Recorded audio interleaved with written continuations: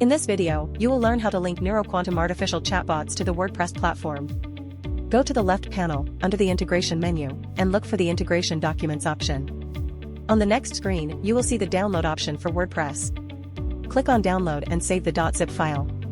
Now, in the WordPress admin panel, go to the left menu, look for Plugins, and select Add New Plugin. On the next screen, choose the Upload Plugin option and select the .zip file you downloaded earlier. Then, click on the Install Now button and wait for the process to finish. Once completed, select the Activate Plugin option. Next, you need to configure it. In the left panel, go to Settings and select Chatbot NQA. On the next screen, you will see a default bot ID, but this needs to be replaced with the ID of the chatbot you want to link.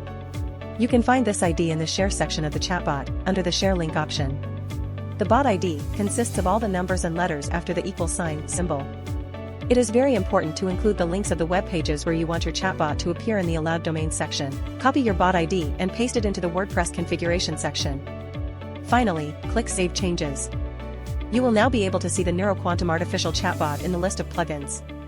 Don't forget to follow us on social media.